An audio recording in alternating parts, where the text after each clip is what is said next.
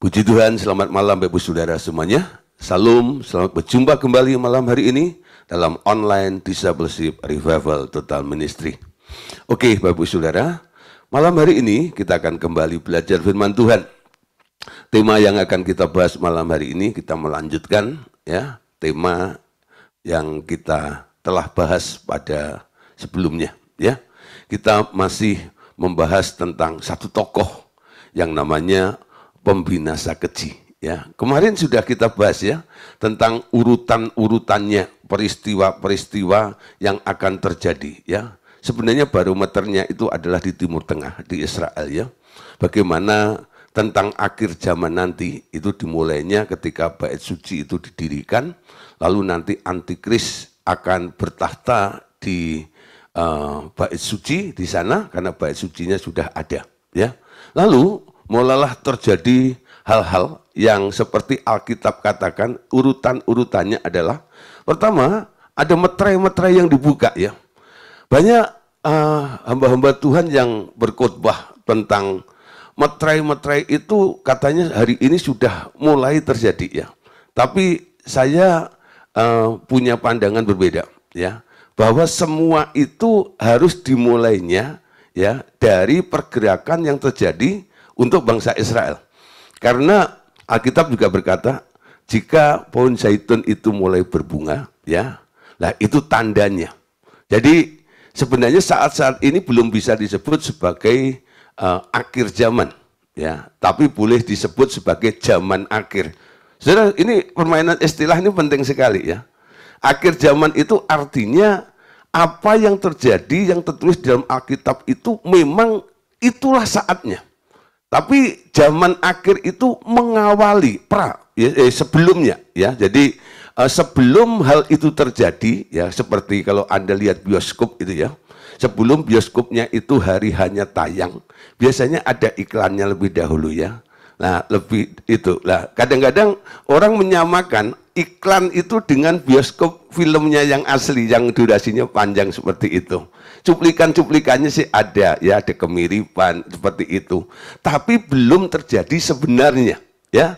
Nah, saudara, nanti akan dimulai dengan hal-hal Alkitab juga mengatakan bahwa di akhir ya, di zaman-zaman akhir ini, hari-hari terakhir itu nanti akan ada kemerosotan moral ya, manusia mencintai dirinya sendiri, menjadi hamba uang, tidak ada rasa hormat dengan orang yang lebih tua dan sebagainya, seperti apa yang dikatakan oleh Paulus. Nah, itulah saudara tandanya bahwa itu mulai ya, baru awal ya sebelum peristiwa itu terjadi.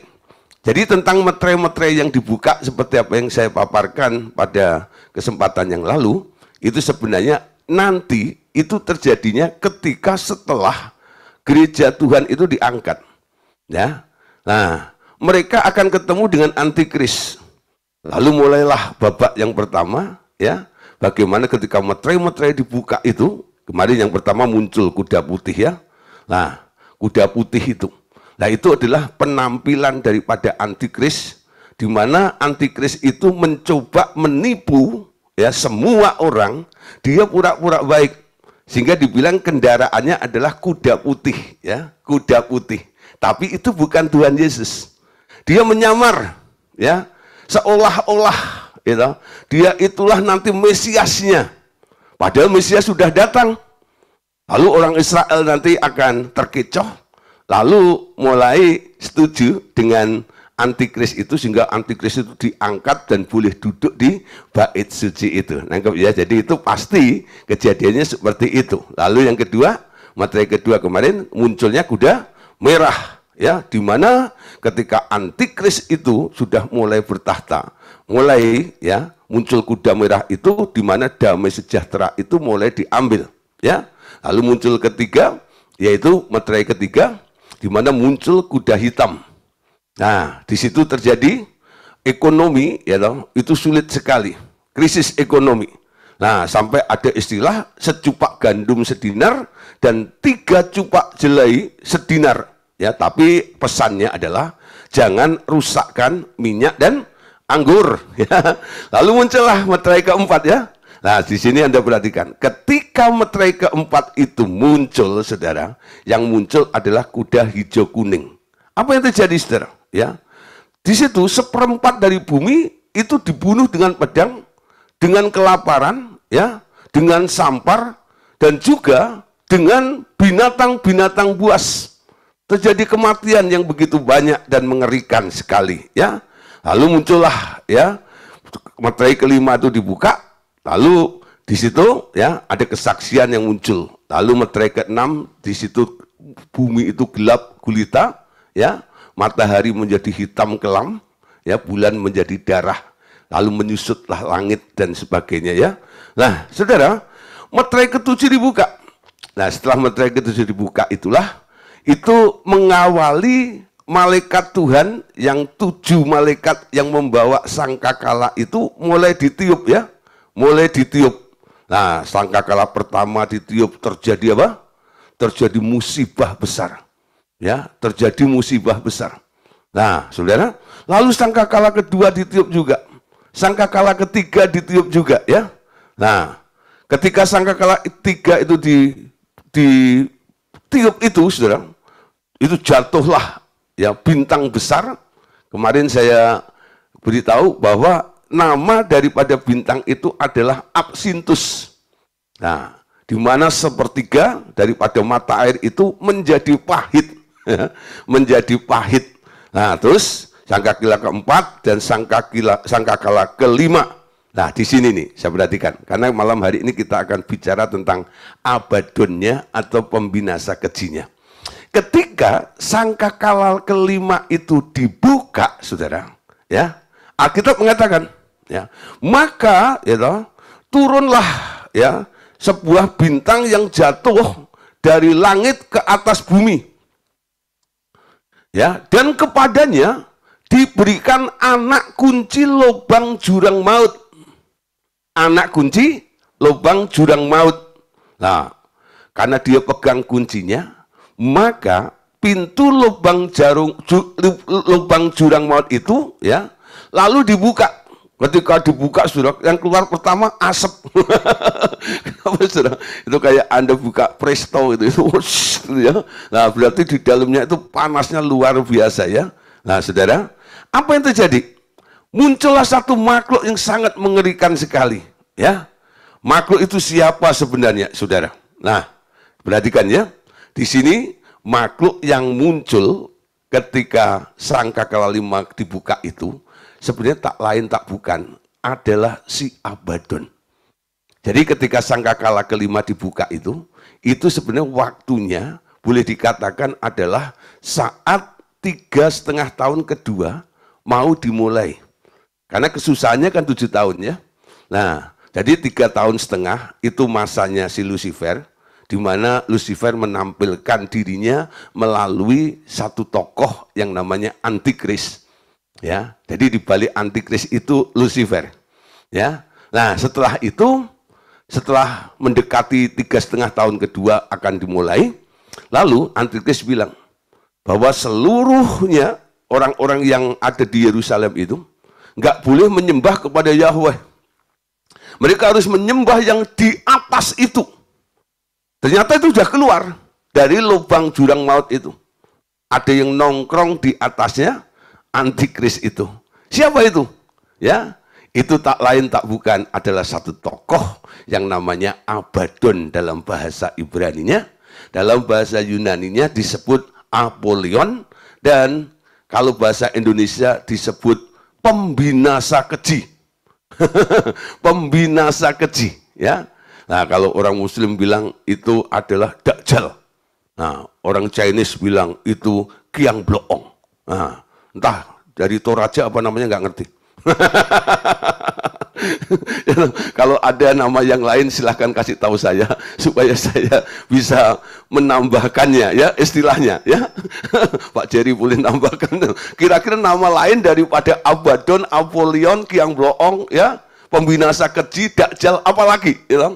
Nah, supaya apa? Semakin jelas satu tokoh ini, ya. Karena setiap daerah, setiap suku, setiap golongan, ya, setiap keyakinan mungkin punya istilah dengan yang disebut malaikat maut ini, ya. Nah, saudara, malam hari ini kita masuk materinya, ya, yaitu tentang satu tokoh namanya Abaddon. Ya, Allah Bapa berkata begini, saudara, ya, engkau tanya bagaimana kejadian Abaddon sebelum kejatuhannya di bumi. Nah, tentang Abaddon ini jarang dibahas di dalam gereja-gereja Tuhan, bukan? Selama ini gereja Tuhan hanya mengenal iblis, setan, Lucifer. Abaddon itu jarang dikhotbahkan. Ya, berapa kali saya ngobrol tentang Abaddon, ya, banyak orang Kristen yang masih bingung, Pak, apa itu Abaddon? Itu kue apa? Itu bukan kue, saya bilang. Itu asistennya atau partnernya Lucifer. Hah? Kaget, sudah. Kok belum pernah saya dengar ya? Nah, lalu saya kasih ayatnya. Ya, setelah kasih ayatnya, dia baru tahu nih. Oh, ada ya yang namanya Abaddon itu. Nah, orang mulai penasaran. Ya, kalau asalnya Lucifer, dalam kitab Yesaya, itu secara umum gereja Tuhan juga mengajarkan atau memberitahu kepada jemaatnya bahwa Lucifer itu dulu yang pengen naik ke atas, ya, pengen menyamai yang maha tinggi, ya, pengen menyaingi Allah yang maha tinggi, pengen duduk di tempat itu, jauh di utara itu, akhirnya dilemparkan ke tempat yang paling bawah, yaitu dunia orang mati. Ya, nah saudara, yang dilempar ke bumi sebenarnya bukan hanya Lucifer toh, sepertiga pengikutnya.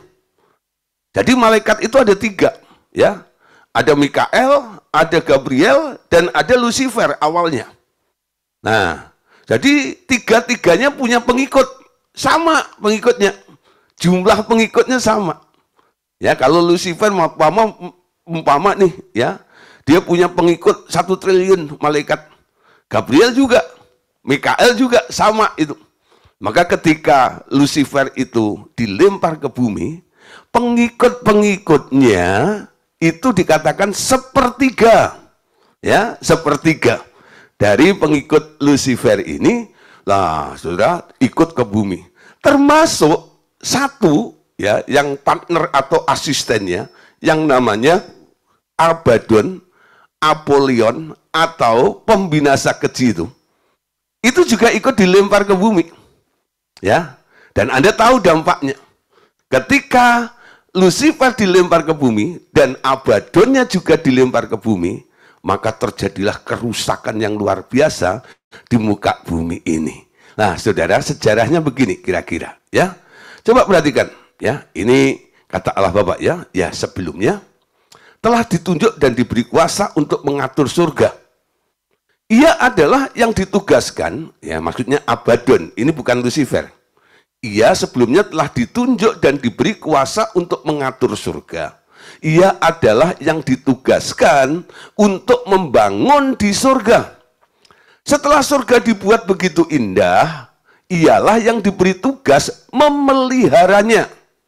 Sedang Lucifer, tadi kan, ya, sedang Lucifer sebenarnya adalah malaikat yang menjadi arsitek di surga. Ia juga memperoleh kuasa yang besar untuk melakukan ini dan itu di surga di bawah perintahku. Ya, jadi perbedaannya begini. Kalau Lucifer itu arsitek, kalau Abaddon itu apa? Abaddon itu pembangun proyek gitu loh, ya. Jadi nanti orang kalau mau bangun rumah atau gedung begitu, sebelum tukang-tukang, ya, itu membangunnya, pasti ada blueprintnya. Siapa yang bikin blueprintnya itu? Yang bikin blueprintnya itu arsitek biasanya, ya. Jadi dia menggambar, dia desain gini, ukurannya segini, gini, kekuatannya segini, dan itu dan sebagainya. Itu tugas daripada Lucifer, ya. Tapi Lucifernya nggak membangun. Nah, yang merealisasikan, ya, yang mewujudkan semua apa yang dirancang oleh Lucifer itu, ya, itu nanti si Abaddon tugasnya. Dia akan membangun gedung-gedung, ya, bangunan-bangunan yang ada di alam roh. Ya, saudara, di alam roh itu banyak bangunan-bangunan. Kalau Anda lihat di dunia ini, ada gedung-gedung bertingkat dan sebagainya. Anda tahu, ya, bahwa di Di alam materi ini semua adalah gambar dan bayangan dari apa yang ada di surga. Ya, semua yang ada di muka bumi ini sebenarnya ada originalnya di surga. Ya, kenapa orang bisa sampainya bisa membuat suatu gedung tinggi atau bangunan yang begitu megah? Dia mencoba untuk membayangkan lebih dahulu ya. Orang membayangkan itu sebenarnya dia tidak melihat secara fisik, tapi dia melihat apa yang nggak kelihatan, betul? Membayangkan itu adalah melihat apa yang nggak kelihatan. Coba nih ya, saya membayangkan Pak Among gitu ya. Pak Amongnya di Blitar. Ngapain Pak Gideon bayangin Pak Amon? Lah, saya bayangin gitu ya. Di depan saya nggak ada Pak Among. Apalagi Pak Hitoyo, nggak ada. Gitu. Nah, jadi ketika saya membayangkan, akhirnya saya menemukan satu sosok, ya, satu pribadi. Oh, ini Pak Among, ya. Nah, lalu waktu saya membayangkan gitu, akhirnya saya bisa cerita kepada orang lain, ya. Di Blitar itu ada orang begini, kumisnya segini dan itu dan sebagainya, gitu ya. Itu namanya Om Among. Nanti kalau Anda ke Blitar, ketemu dengan orang modelnya seperti ini, itulah dia orangnya. Saya bisa menceritakan, gitu, walaupun saya tidak ya bisa menunjukkan gambarnya, betul? Tapi paling enggak ciri-cirinya itu. Ketika saya menyebutkan ciri-cirinya itu, semuanya itu hasil daripada apa yang saya bayangkan. Dan yang saya bayangkan itu ada fisiknya, tapi enggak ada di depan saya, amin. Di tempat yang lain, ya. Jadi ketika orang mulai membayangkan, ya, berpikir gitu, kira-kira gedungnya seperti apa ini dan itu, dia sebenarnya masuk ke dimensi roh. Lalu dia melihat satu gambar, ya, satu wujud, ya, bangunan yang adanya di alam roh sana itu. Jadi di alam roh itu banyak bangunan gedung bertingkat-tingkat, ada semuanya, ya. Nah, Anda lihat ya, Tuhan Yesus sendiri berkata, dalam rumahku, Bapakku banyak tempat, ya. Aku pergi untuk menyediakan tempat bagimu. Jadi pasti banyak bangunan-bangunan yang disediakan. Nah, di dalam kerajaan itu kan ada tahtanya, ada ini dan itu seperti tahta yang ada di muka bumi itu, betul? Anda contoh, Alkitab bilang, bahwa di alam roh itu ada bait suci, betul? Lalu ketika Musa disuruh bikin bait sucinya di muka bumi, nah Anda bisa tahu fisiknya. Oh, ada 3 sekat. Ada halaman, ada ruang kudus, dan ada ruang maha kudus. Ketika ya, Bisaliel dan Aholiab ya, mau berpikir sendiri karena dia seorang arsitek, ya. Lah, Musa bilang gitu, nggak boleh begitu. Yang aku lihat nggak begitu aslinya. Harus persis sama yang ada di surga sana. Jadi bait suci yang ada di muka bumi itu tak lain adalah gambar dan bayangan daripada apa yang ada di alam roh atau di surga. Nangkep ya?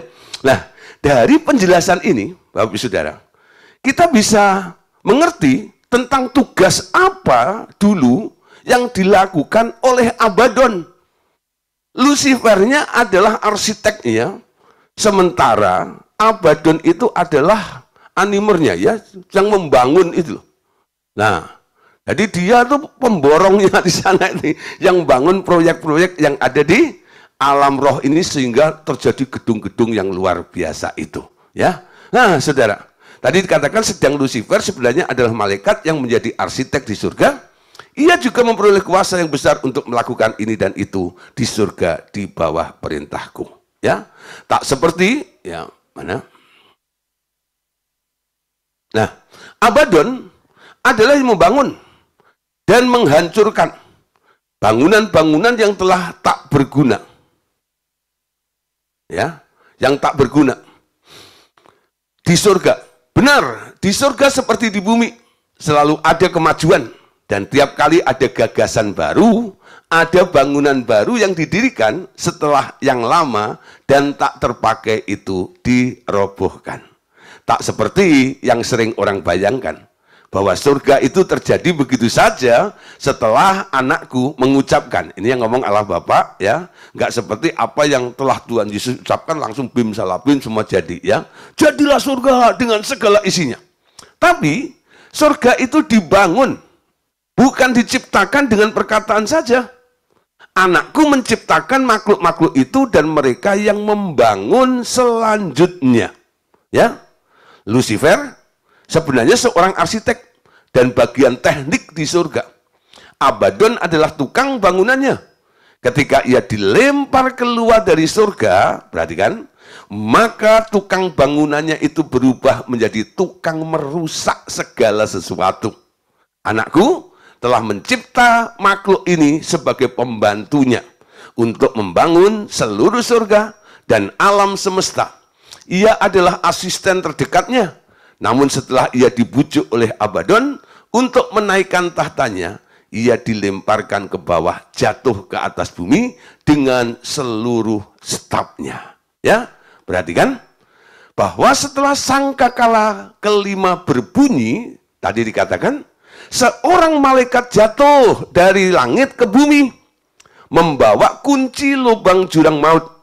Ia membuka lubang jurang maut, ya, itu dan mengeluarkan makhluk-makhluk jurang maut itu. Nah, saudara, kenapa ini ya terjadinya baru ketika sangkakala kelima itu dibunyikan? Sekali lagi kita buka dulu ayatnya dalam Wahyu 9 ayat 1 sampai ayat yang ketiga. Ya, lalu malaikat yang kelima meniup sangkakalanya. Dan aku melihat sebuah bintang yang telah jatuh dari langit ke atas bumi. Dan kepadanya diberikan anak kunci lubang jurang maut. Ia membuka pintu lubang jurang maut itu, lalu naiklah asap dari lubang itu bagaikan asap perapian, ya, besar, dan matahari dan angkasa menjadi gelap oleh asap lubang itu. Dari asap itu keluarlah belalang-belalang ke atas bumi. Dan kepada mereka diberikan kuasa sama seperti kuasa kalajengking di bumi. Ayat 4, kepada mereka dipesankan supaya mereka jangan merusak rumput-rumput di bumi, atau tumbuh-tumbuhan, ataupun pohon-pohon, melainkan hanya manusia yang tidak memakai meterai Allah di dahinya. Mereka diperkenankan bukan untuk membunuh manusia, melainkan hanya untuk menyiksa mereka selama 5 bulan. Dan siksaan itu seperti siksaan kalajengking. Apabila ia menyengat manusia, pada waktu itu orang-orang akan mencari maut, tetapi mereka tidak akan menemukannya, dan mereka akan ingin mati, tetapi maut lari dari mereka. Ya, terus ayat 7 sampai 10. Rupa belalang itu sama seperti kuda yang disiapkan untuk peperangan. Dan di atas kepala mereka ada sesuatu yang menyerupai mahkota emas. Dan muka mereka sama seperti muka manusia, dan rambut mereka sama seperti rambut perempuan, dan gigi mereka sama seperti gigi singa, dan dada mereka sama seperti baju zirah, dan bunyi sayap mereka bagaikan bunyi kereta-kereta yang ditarik banyak kuda yang sedang lari ke medan peperangan. Ekor mereka sama seperti kalajengking dan ada sengatnya, dan di dalam ekor mereka itu terdapat kuasa mereka untuk menyakiti manusia selama 5 bulan. Perhatikan ayat 11. Wahyu 9:11 ya. Raja yang memerintah mereka ialah malaikat jurang maut. Namanya dalam bahasa Ibrani ialah Abaddon, dan dalam bahasa Yunani ialah Apollyon. Saudara, kalau Anda mau menghafal ayatnya tentang Abaddon dan Apollyon, itu angkanya sangat fantastis ya. Wahyu 9 ayat 11 ya. 911. Anda tahu ya? Nah, itu 911 itu sebenarnya apa? Ya, 911. Ya, 911. Nah, jadi 9 ayat 11 ya. Raja yang memerintah mereka ialah malaikat jurang maut. Itu ketika sangkakala kelima itu dibunyikan, lalu dibukalah jurang maut itu. Nah, di sini Bapak Saudara, ada pengertian-pengertian yang sekarang harus kita tangkap. Khususnya bagi ya pendoa-pendoa syafaat atau pelayan-pelayan pelepasan yang suka tengkang-tengking ya, lalu menengking setan dari tubuh orang hidup, lalu setelah keluar dimasukkan ke jurang maut. Ya, nah, saudara, sebenarnya jurang maut itu belum bisa dibuka hari ini. Ya, kenapa? Yang pegang kuncinya belum turun. Ya, belum turun. Nah, saudara, di sini perhatikan. Sekarang, ya, nanti baru ketika sangkakala kelima itu dibunyikan, itu tugas untuk membuka itu adalah malaikat yang atau bintang yang turun itu, ya, itu pasti malaikat yang disuruh ditugaskan untuk membuka itu. Kalau alam maut itu dibuka, saudara, apa yang terjadi tadi? Asapnya, saudara, bikin semua jadi gelap gulita. Nah, kalau Anda buang setan ke sana lalu Anda buka itu terus gitu, lah itu bisa juga tuh asapnya keluar semuanya dong. Nah, ibu-ibu yang suka masak itu khususnya ya, coba ini kalau pas masak itu pancinya dibuka, uapnya panas sekali, betul. Nah, coba muka Anda taruh di situ bisa melepuh gitu ya. Nah, saudara, jadi sekarang kita bukan saatnya kita yang buang-buang setan itu ke sana, enggak ya. Jadi sekarang gampangnya gini aja. Kalau Anda mengeluarkan iblis ya atau makhluk-makhluk apa dari tubuh orang hidup, minta malaikat surgawi untuk menarik keluar ya, membawa ke tempat yang telah disediakan. Jadi Anda nggak punya hak untuk membuka jurang maut itu ya. Dan jurang maut itu pun nanti akan ada waktunya sendiri. Kapan itu iblis akan dilemparkan ke sana ya, ke Gehenna neraka itu kapan? Itu nanti saatnya. Nah, saudara, malam hari ini kita melihat bahwa ketika Abaddon itu keluar, saat eksekusi itu terjadi, ya, ini benar-benar saudara, penyiksaan itu terjadi. Jadi 3,5 tahun pertama itu adalah Lucifer, ya, di balik Lucifer yang menyerahkan atau memberikan otoritas kepada antikris itu untuk menyesatkan bangsa-bangsa itu dengan tipu muslihatnya, ya, dia cari tokoh yang mumpuni untuk menjadi pemimpin, ya. Nah, akhirnya banyak yang tersesat di situ karena mengira bahwa antikris itu adalah Mesias, penolong. Tapi akhirnya kebongkar juga ya, ketika mereka menyerahkan penyembahan kepada Abaddon itu, wah ternyata itu bukan Mesias. Mereka akhirnya lari meninggalkan antikris, dikejar-kejar ya sama Abaddon ini. Nah, padahal Abaddon ini punya jatah waktu 3,5 tahun. Tapi Alkitab bilang dia hanya menyiksa 5 bulan. Kenapa? Dia hanya menyiksa 5 bulan.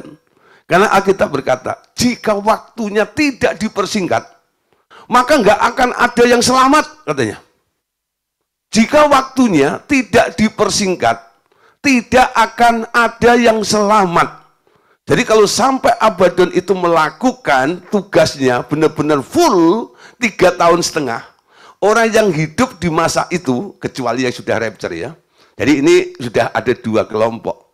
Orang yang rapture dan orang yang ketinggalan. Jadi yang ketemu Abaddon itu bukan Anda dan saya. Karena iman kita adalah pengangkatan itu sebelum antikris muncul. Amin. Sehingga kita tidak ketemu dengan antikris, apalagi ketemu dengan Abaddon. Mereka yang masih yakin bahwa pengangkatan itu akhir daripada 7 tahun, ya, mereka akan ketemu dengan Abaddon. Nah, ketika Abaddon melakukan penyiksaan itu, wah, mereka dikejar-kejar, disiksa dengan siksaan yang begitu berat. Mereka akan melihat betapa sengsaranya pada waktu itu.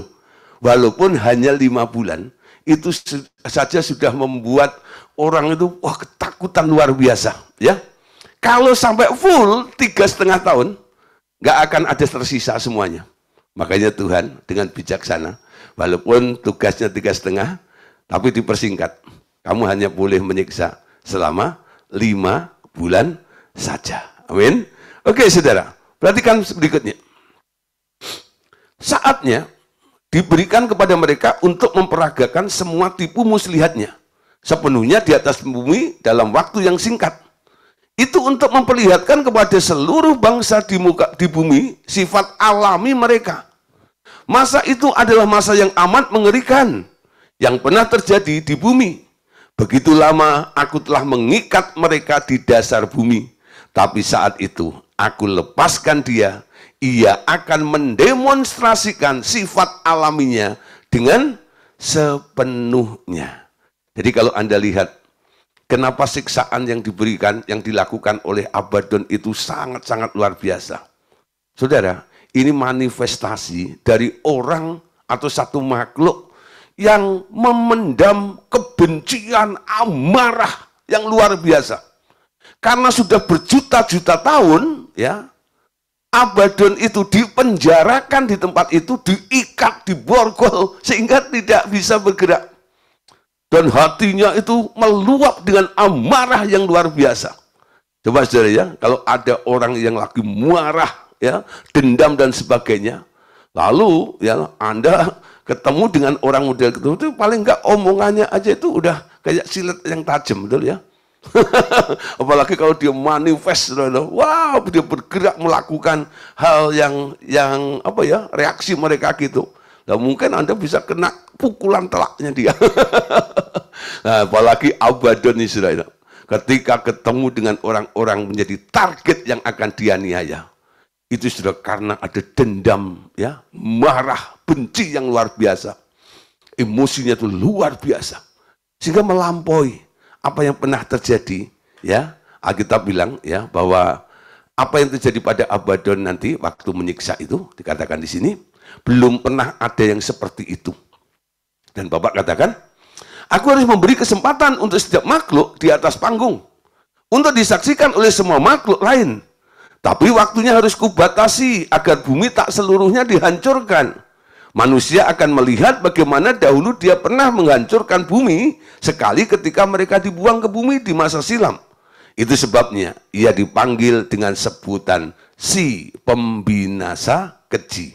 Ia benar-benar menghancurkan seluruh bumi. Ya, Anda tahu kenapa waktunya dipersingkat 5 bulan? Supaya bumi nggak rusak kayak sebelumnya. Ya, karena dulu dilepas begitu saja. Ketika Allah menengok bumi, ternyata buminya sudah hancur lebur kayak bubur Manado. Diaduk-aduk, dioblok-oblok oleh si pembinasa keji atau si Abaddon itu. Sehingga semua yang pernah diciptakan oleh Allah itu nggak ada wujudnya lagi. Sehingga Alkitab memberi penjelasan, bumi, ya, kalau Alkitab TP katakan belum berbentuk. Sebenarnya bukan belum terbentuk, tidak terbentuk, tidak berbentuk. Ya, nah, kenapa tidak berbentuk? Karena ada yang menghancur luluhkan. Siapa yang menghancur luluhkan? Ya, ini si pembinasa keji atau si perusak itu. Amin. Nah, saudara, ternyata Anda perhatikan di sini ya. Selain Abaddon dan Lucifer, sebenarnya ada satu tokoh lagi yang dimunculkan di dalam Alkitab. Ya. Di mana Alkitab memberitahu kepada kita, nanti pada akhir zaman akan muncul 10 raja dan si pelacur. Nah, tentang 10 raja dan si pelacur ini, malam hari ini kita akan bahas juga. Ya. Menurut ya hasil chatting ya dari Allah Bapa memberitahu kepada kita tentang apa 10 raja dan si pelacur itu. Bapak katakan, biarkan semua tim mengetahui rahasia si Abaddon.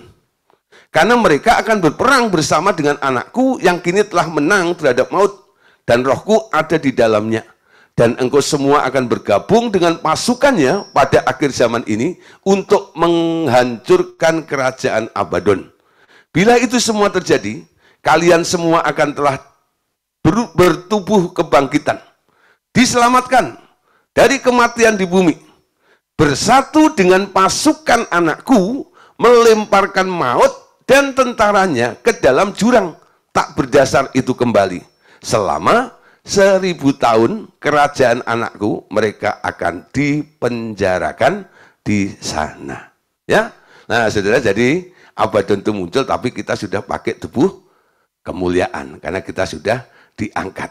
Nah, tentang 10 ya raja tadi dan pelacur itu kita perhatikan dalam Wahyu 17 ayat 3 sampai 6. Dalam roh aku dibawanya ke padang gurun. Aku melihat seorang perempuan duduk di atas seekor binatang yang merah ungu, yang penuh tertulis dengan nama-nama hujat. Binatang itu mempunyai 7 kepala dan 10 tanduk. Perempuan itu memakai kain ungu dan kain kirmisi yang dihiasi dengan emas, permata, dan mutiara. Dan di tangannya ada 1 cawan emas, penuh dengan segala kekejian dan kenajisan percabulannya. Ayat 5, pada dahinya tertulis 1 nama. Ya, pada dahinya tertulis 1 nama, 1 rahasia, Babel besar, ibu dari wanita-wanita pelacur dan dari kekejian bumi. Ayat 6, aku melihat perempuan itu mabuk oleh darah orang-orang kudus dan darah saksi-saksi Yesus. Ketika aku melihatnya, aku sangat heran. Ya, nah saudara, nanti kita akan bahas ya, muncul ya, pertama seorang perempuan yang duduk di atas seekor binatang. Lalu pada dahi tadi itu nama suatu rahasia besar, Babel besar, yaitu wanita pelacur dan dari kekejian bumi. Tapi sebelumnya kita baca dulu ayat 12 sampai 13. Ke-10 tanduk yang telah kau lihat itu adalah 10 raja yang belum memulai memerintah, tetapi 1 jam lamanya mereka akan menerima kuasa ya, sebagai raja bersama-sama dengan binatang itu. Mereka seia sekata untuk memberikan kekuatan dan kekuasaan mereka kepada binatang itu. Artinya apa saudara? Ya, ini penjelasannya. Anakku, pelacur itu tak lain adalah sistem agamawi dunia ini yang terdiri dari berbagai aliran agama yang semuanya berasal dari zaman Babel, yakni Dewi Semiramis. Perhatikan ya, Dewi Semiramis. Kemarin sudah kita singgung ya tentang Abaddon ya, atau pembinasa keji itu. Nah, ketika kita membahas tentang apa yang terjadi ya, Isabel ya ketika mengirim surat kepada Elia ya. Elia itu kan ketakutan begitu ya. Nah, saudara, karena apa? Karena yang dibunuh oleh Elia itu hanya 450 nabi Baal. Tapi 400 nabi Assyria itu tidak dibunuh. Jadi Isabel masih punya backup, masih punya kekuatan. Ya. Nah, jadi kekuatan daripada Assyria ini itu sanggup untuk mengintimidasi Elia. Sampai ketika Elia itu mendapatkan surat dari perempuan ini yang namanya Isabel itu, nah, dia akhirnya mengalami depresi yang sangat luar biasa. Lalu dari semangat yang menyala-nyala 45 luar biasa itu ya, akhirnya jadi ambles gitu ya. Lalu dia bilang, mati aja aku ya. Nah saudara, di balik Assyria ini ada roh maut. Nah, setiap daerah punya Assyria masing-masing. Ya, nah disebut dewi-dewi. Nah, jadi Baal itu dewanya, Assyria itu dewinya. Ya, ini pasangannya. Bukan berarti Baal itu kawin sama Assyria, bukan.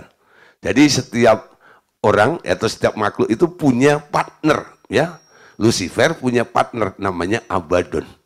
Nah, ketika ya Baalnya sudah dibunuh semuanya, Asyrianya belum. Nah, malam hari ini kita ketemu lagi di sini ini ya tentang Dewi Semiramis ya. Nah, perhatikan sekali lagi ya. Pelacur itu tak lain adalah sistem agamawi dunia ini yang terdiri dari berbagai aliran agama, semuanya berasal dari zaman Babel, yakni Dewi Semiramis yang dipuja di seluruh dunia dengan berbagai nama yang berbeda. Ia duduk di atas maut Ya, perhatikan, ia duduk di atas maut, artinya ditopang oleh maut. Min, duduk itu ditopang, di backup oleh maut. Nah, dari situlah ia memperoleh kuasanya. Semua sistem agamawi ini pun akan dihancurkan oleh pengikut mereka sendiri, yakni ke-10 raja yang telah bertobat karena pekerjaan pasukan akhir zaman yang mengikut Yesus. Mereka akan berbalik dari sistem agamawi itu dan mengembalikan kekuasaan mereka baru terima dari si maut. Kemudian mereka akan menerima kuasa yang baru dengan bergabung dengan tim anakku. Sangat menarik, bukan? Saudara, Anda tahu ya, kita mengenal ada penginjil-penginjil Yahudi nanti ya, penginjil-penginjil Israel. Nah, mereka memberitakan Injil kepada siapa? Nah, ini salah satunya, kepada 10 raja-raja itu, dan akan ada yang bertobat mereka. Jadi Injil itu tetap kekuatan Allah ya, tapi bukan untuk umum ya. Sekarang perhatikan, awalnya kasih Tuhan itu ya, itu tertuju kepada bangsa Israel, bukan ya? Pada bangsa Israel. Karena bangsa Israel itu menolak Injil, akhirnya Injil itu keluar kepada orang kafir. Kita ini dulu orang kafir, ya, yang tidak masuk hitungan yang diselamatkan. Ingat Tuhan Yesus pernah katakan tidak patut ya memberikan roti bagian anak-anak itu kepada anjing. Nah, kita ini anjingnya dulu. Ya. Nah, kita yang tidak punya hak sebenarnya itu. Tapi karena bangsa Israel ya tidak mau menerimanya, bahkan membunuh Mesias itu sendiri, maka akhirnya Injil itu keluar dari bangsa Israel dan boleh diberitakan kepada orang-orang non-Yahudi. Tuh. Nah, Anda ingat ketika Tuhan Yesus Allah memberikan pernyataan kepada Petrus, ya, ketika dia sedang duduk, ya, menunggu mertuanya masak itu. Nah, akhirnya dia melihat ada kain yang terbentang turun. Ternyata isinya adalah binatang-binatang haram. Lalu ada suara, Petrus, bangun, makan. Ya, ketika dilihat itu, ya, binatang-binatang haram semuanya. Lalu Petrus bilang, aku tak biasa. Ya, itu aku nggak pernah makan. Itu aku nggak makan, bukan makananku. Ya, nah sampai 3 kali. Akhirnya hilanglah itu penglihatan. Lalu mertuanya keluar bawa makanan sayur lodeh. Ya. Wah, makan enak, udah pakai ikan asin. Nah, Petrus makan kenyang. Habis itu dia diundang khotbah, ya. Diundang khotbah kemana? Ke orang kafir. Ya. Ketika dia selesai khotbah, dia disidang di mahkamah agama di Yerusalem. Ya, itu rasul-rasul di sana bilang pada Petrus, jangan mentang-mentang kamu paling tua ya. Ya, jangan mentang-mentang kamu paling tua ya. Sehingga kamu berbuat seenaknya sendiri melanggar aturan seperti ini. Ya, lalu Petrus bilang, melanggar apa? Itu memberitakan Injil ke non-Yahudi itu. Kan nggak boleh. Injil itu hanya untuk orang Yahudi. Lalu Petrus bilang, sebenarnya aku ngerti aturan itu. Tapi aku lakukan ini karena aku sebelumnya mendapat pernyataan dari Tuhan. Lalu dia ceritakan tentang kain yang terbentang itu. Ternyata isinya adalah binatang-binatang haram. Lalu ada perintah, makanlah. Berarti kan apa? Melanggar. Aturannya nggak boleh. Tapi kenapa disuruh makan? Nah, setelah itu hilang, saya diundang khotbah. Tapi yang mengundang saya bukan orang Yahudi, non-Yahudi. Dari situlah saya mengambil kesimpulan. Ini pernyataan Tuhan. Ya, yang memberitahu Injil sekarang bukan hanya untuk orang Yahudi tok, tapi di luar Yahudi, ya. Nah, saudara, akhirnya saudara, Paulus saudara yang mengembangkan Injil itu sampai akhirnya ke Indonesia, ya. Akhirnya kita menjadi orang Kristen, ya. menjadi orang percaya itu. Nah, tapi akhir dari semuanya itu adalah ketika rapture, betul ya? Orang-orang yang percaya zaman anugerah, ini grace-nya, ya, diangkat nih semuanya.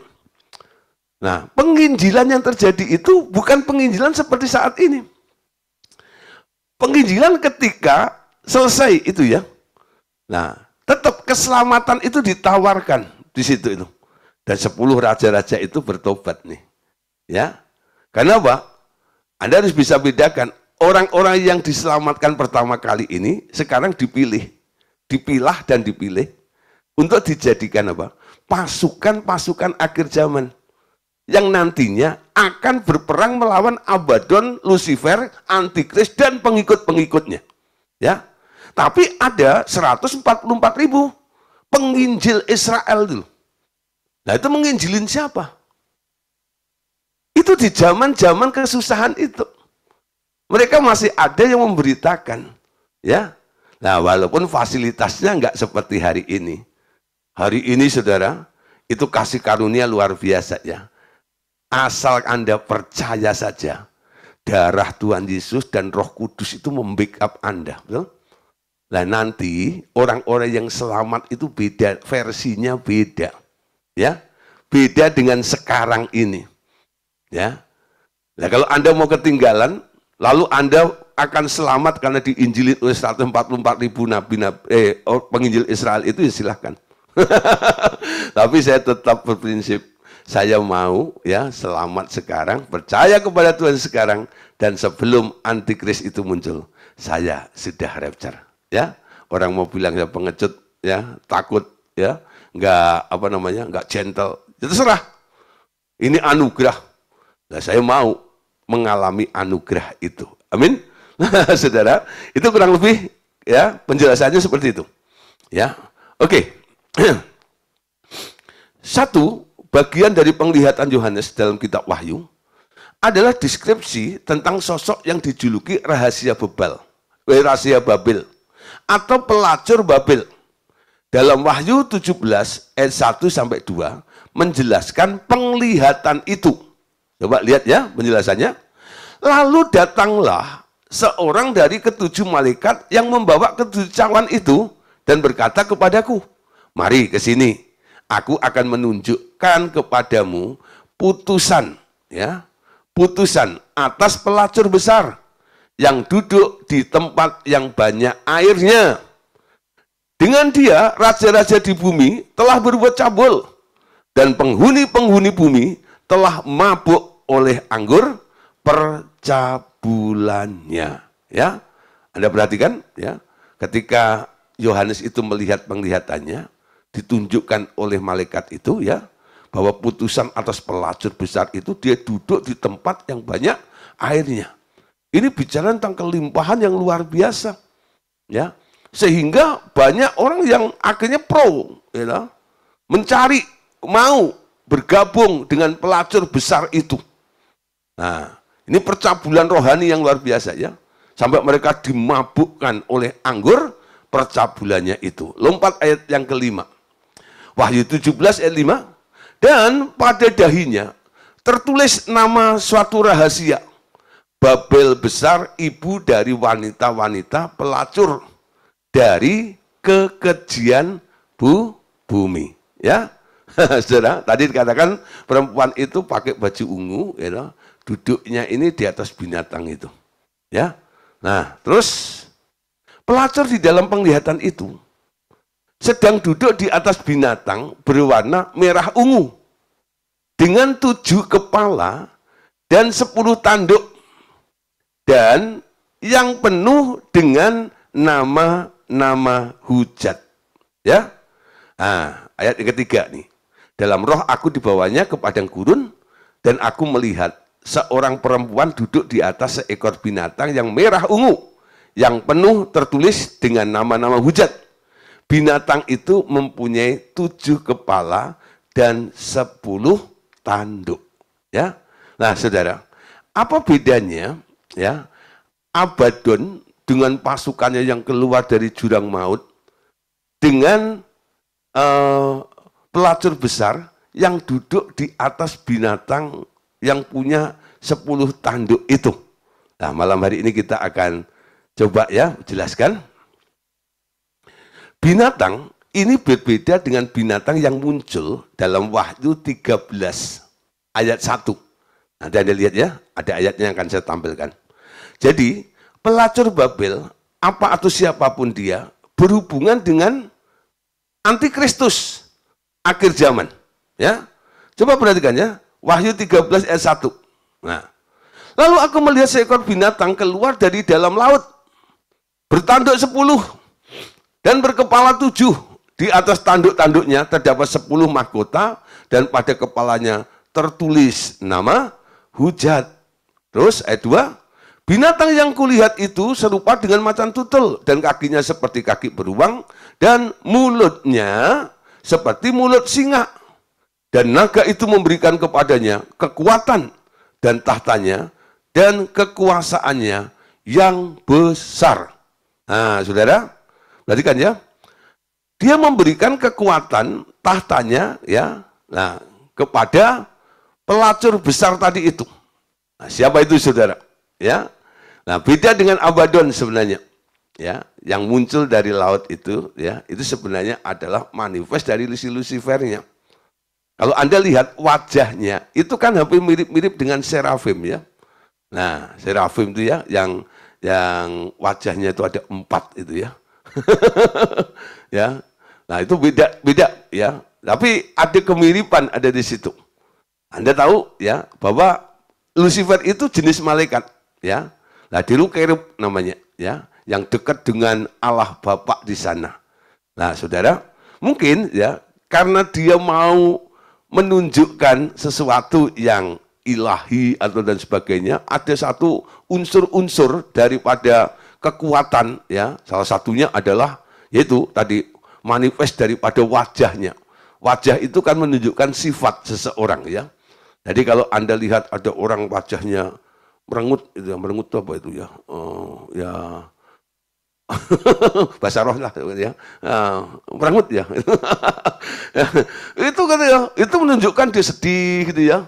Kalau dia muka wah melotot itu, nah sudah, oh cemberut ya, kata Bu Meta, bagus ya, cemberut gitu. Nah kalau di Bandung namanya cembeluit gitu ya, nah cemberut namanya ya, cemberut ya, lu bahasa rohnya atau bahasa Jawanya merengut tadi itu ya, nah cemberut gitu. Nah itu kan menunjukkan gitu, sifat apa seperti itu ya. Nah ketika mereka menampilkan ya, wajah apa yang muncul itu bisa diartikan dengan sifat-sifatnya. Ya, sifat singa, sifat itu dan sebagainya. Nanti coba Anda ya, coba perhatikan sendiri ya. Nah, Saudara, jadi sebenarnya ada tiga kelompok atau 3 pribadi ini ya yang sedang bersekutu di sini ini ya. Ini yang disebut iblis dan sekutunya. Ya. Kalau saya perhatikan sini, iblis dan sekutunya. Ya. Binatang ini berbeda dengan binatang yang muncul dalam Wahyu 13 ayat 1 tadi ya. Jadi pelacur Babel, apa atau siapapun dia, berhubungan dengan antikristus pada akhir zaman nanti. Itu bisa Anda lihat dalam 2 Tesalonika pasal 2 ayat 3 sampai ayat yang keempat. Jangan biarkan seorang pun menyesatkanmu dengan cara apapun. Sebab hari itu tidak akan datang sebelum kemurtatan datang dan si manusia jahat dinyatakan. Yaitu si anak kebinasaan yang melawan dan meninggikan dirinya terhadap semua yang disebut Allah atau yang disembah orang. Dan ia akan mengambil tempat duduk di bait Allah dan menyatakan dirinya sebagai Allah. Nah itu kan antikris ya. Daniel 9:27. Raja itu akan membuat perjanjian menjadi berat bagi banyak orang selama 1 kali 7 masa. Pada pertengahan 7 masa, ia akan mengakhiri persembahan korban dan persembahan sajian. Dan di atas sayap kekejian itu akan datang. Ya, nah saudara, 2 ayat ini menunjukkan ya bahwa pada hari itu ya nanti akan ada tokoh-tokoh yang akan bergantian memimpin ya, dan bereaksi ya ketika 7 masa itu mulai terjadi. Ya, fakta bahwa pelacur Babel itu disebut sebagai rahasia Berarti kita tidak mungkin memastikan identitasnya. Ya, karena disebut rahasia. Makanya kalau rahasia itu kan ya jadi nggak jelas banget gitu loh. Namun perikop ayat ini memberi kita beberapa petunjuk. Wahyu 17 ayat yang ke-9 ya menyatakan yang penting di sini ialah akal yang mengandung hikmat. Ketujuh kepala itu adalah 7 gunung yang di atasnya perempuan itu duduk. Ya, ada beberapa hamba Tuhan yang menghubungkan perikop ini dengan gereja Katolik Roma. Karena pada masa lalu kota Roma dikenal sebagai kota di atas 7 bukit. Namun ayat 10 menjelaskan bahwa ke-7 bukit itu melambangkan 7 raja ya, atau kerajaan. 5 darinya telah jatuh. 1 yang masih ada dan 1 lagi yang akan datang. Jadi pelacur Babel ini tidak dapat merujuk secara eksklusif pada Roma. Sebaliknya ia terhubung dengan ke-7 kerajaan global. Salah satunya yang akan datang di masa yang mendatang itu. Ya. Nah, Wahyu 17:15 menghubungkan pelacur itu pada bangsa-bangsa dan rakyat banyak dan kaum dan bahasa. Pelacur Babel mempengaruhinya, ya, pengaruhnya mendunia. Ia akan menguasai dunia untuk suatu kurun waktu karena ialah kota besar yang memerintah di atas raja-raja di bumi. Ya, itu Wahyu 17:18 nanti Anda baca juga. Akan tetapi pada waktu tertentu raja-raja yang memerintah di bawah antikristus akan berkhianat pada pelacur itu dan membinasakannya. Ya. Nah, saudara, sekarang boleh kita lihat ya. Sekarang apa sih sebenarnya rahasia pelacur besar dapat diungkapkan? Bisa, secara parsial ya. Pelacur besar adalah sistem pemerintahan global yang dikendalikan oleh sang antikristus pada masa kesengsaraan. Para raja dunia berbuat cabul dengannya dan penghuni-penghuni bumi telah mabuk oleh anggur percabulannya. Seringkali dalam Alkitab percabulan digunakan sebagai kiasan untuk berhala dan ketidaksetiaan rohani. Anda bisa baca Keluaran 34 ayat 16, Yeskiel 6 ayat yang ke-9 ya. Nah, nanti ayat-ayat ini boleh Anda catat ya, dengerin kembali ya. Nah, rupanya pelacur Babel adalah puncak dari persatuan semua sistem agama palsu dari sepanjang sejarah. Fakta bahwa ia mabuk oleh darah orang-orang kudus dan darah saksi-saksi Yesus. Itu ditulis dalam Wahyu 17:6. Mengungkapkan kebenciannya terhadap agama yang benar. Dan kematiannya yang mengerikan mengungkapkan kebencian Allah terhadap agama yang palsu. Ya. Nah, coba perhatikan Wahyu 17 ayat 14 sampai ayat yang ke-15. Ya. Mereka akan berperang melawan anak domba. Tetapi anak domba akan mengalahkan mereka karena dialah Tuhan di atas segala Tuhan dan Raja di atas segala Raja. Mereka yang bersama-sama dengan dia juga akan menang, yaitu mereka yang terpanggil, yang telah dipilih, dan yang setia. Lalu ia berkata kepadaku, ya, semua air yang telah kau lihat, di mana wanita pelacur itu duduk, adalah bangsa-bangsa dan rakyat banyak, dan umat, dan bahasa. 16. Ke-10 tanduk yang telah kau lihat itu, serta binatang itu akan membenci pelacur itu, dan membuat dia menjadi sunyi dan telanjang. Mereka akan memakan dagingnya, dan membakarnya dengan api. Sebab Allah telah menerangi hati mereka, ya, bertobat karena diterangi hatinya, ya, untuk melakukan kehendaknya dengan seia sekata, dan untuk memberikan pemerintahan mereka kepada binatang itu sampai segala firman Allah telah digenapi. Perempuan yang telah kau lihat itu adalah kota besar yang memerintah atas raja-raja di bumi. Nah, saudara, intinya begini, ya, pesannya. Apa yang perlu kau beritahukan kepada anggota timmu, ya, ini kata Allah Bapa, adalah bahwa hanya sedikit yang akan bergabung dengan anakku, dengan Tuhan Yesus. Siapa itu? Hanya yang terpanggil, yang terpilih, dan yang setia, yang akan berperang menghadapi pasukan binatang itu. Walaupun jumlahnya tak banyak, Tetapi oleh kehadiranku di dalam mereka, pasukan itu cukup besar dan cukup untuk membinasakan pasukan maut. Ya, nah saudara, setelah berita ini kau sampaikan, bersiaplah, karena mereka satu persatu akan segera berhadapan dengan si maut. Tapi kali ini mereka akan mengalahkan maut, tak seperti dahulu ketika maut selalu meninggalkan luka dalam karena mereka kehilangan orang-orang yang mereka kasih. Itu tak akan pernah terjadi lagi, anakku. Nah saudara, berita tentang penjelasan tentang Abaddon atau pembinasa keji itu penting bagi kita. Untuk kita bisa mengerti, mengenali lawan kita sesungguhnya itu. Kenapa saudara? Memang secara fisik kita tidak akan berjumpa dengan Abaddon. Karena kita telah rapture, betul? Tapi saudara, kita sebagai orang percaya yang telah ditebus oleh darah Tuhan Yesus, sebenarnya kita ini adalah kandidat-kandidat, orang-orang yang sedang dipersiapkan oleh Allah guna peperangan besar nanti. Ya, di mana anak domba Allah itu, ya, Tuhan Yesus nanti, dia akan menjadi panglima. Nah, dengan pasukan-pasukannya. Siapa itu pasukannya? Orang-orang yang memiliki kualitas. Nggak banyak. Hanya mereka yang dipanggil, mereka yang dipilih, dan mereka yang setia. Kenapa Anda belajar setia, saudara? Setia itu bukan anugerah, betul? Panggilan itu anugerah. Dipilih itu anugerah, betul?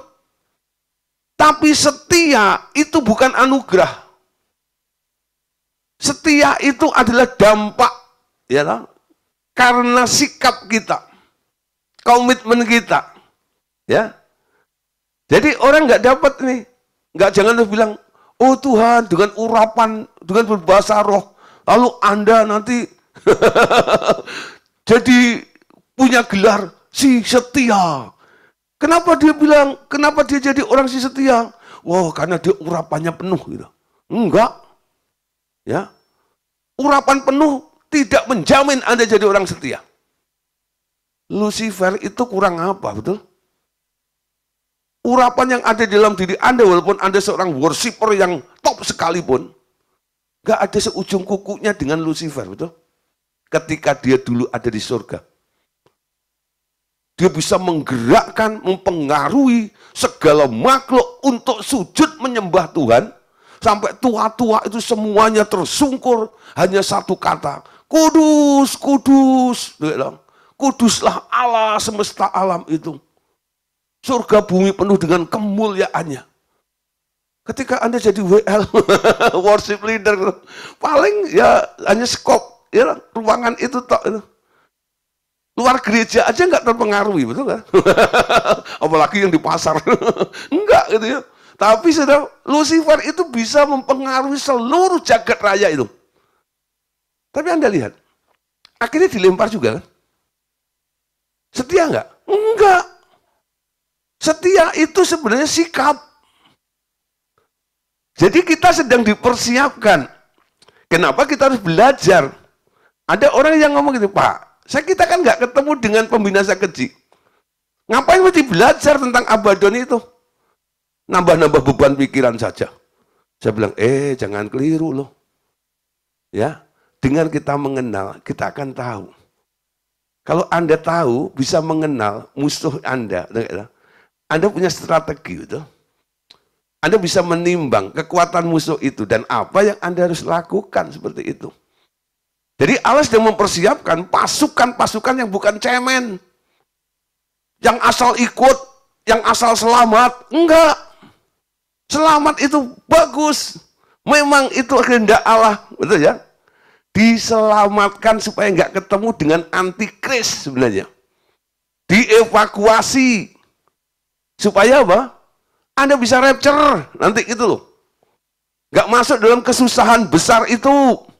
Bagus itu satu step.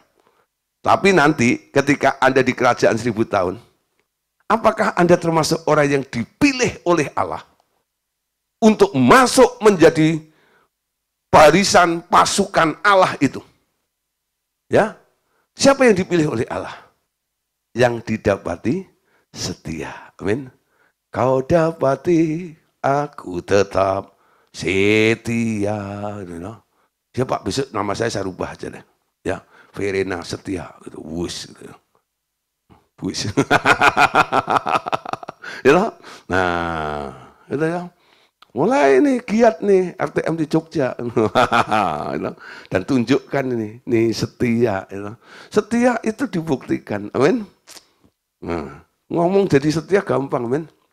Ya. Nah, setia. Setia itu bayar harga, amin. Di mana banyak orang runtuh, banyak orang pergi, banyak orang caw. Anda tetap ada di situ. Itu namanya setia. Kenapa orang pergi? Karena dagingnya nggak puas. Kalau Anda cari kepuasan daging, ya Anda akan hanyut oleh dunia ini. Tapi kalau Anda tahu rencana Allah di dalam hidup Anda, aku ada di sini, supaya nantinya aku boleh dipilih untuk bisa menjadi pasukan akhir zaman yang ikut turun menghancurkan si pembinasa keji itu. Amin. Anda menjadi orang yang tidak takut dengan maut. Tapi Anda adalah orang yang bisa mengalahkan maut. Amin. Kenapa Paulus bilang, hei maut di mana sengatmu? Dia dengan iman. Dia sudah mendeklarasikan dirinya. Aku pasukan akhir zaman. Aku tantang si maut itu. Betul ya? Tantang si maut itu. Nah, jangan jadi orang yang hanya mau dihibur-hibur kalau sedang mengalami ini dan itu ya. Wah, persoalan yang berat gitu. Diambang kematian, sakit yang begitu gelap. Jangan takut gitu ya. Nah, tapi Anda mulai ngerti. Saya harus menang dari segala sesuatu.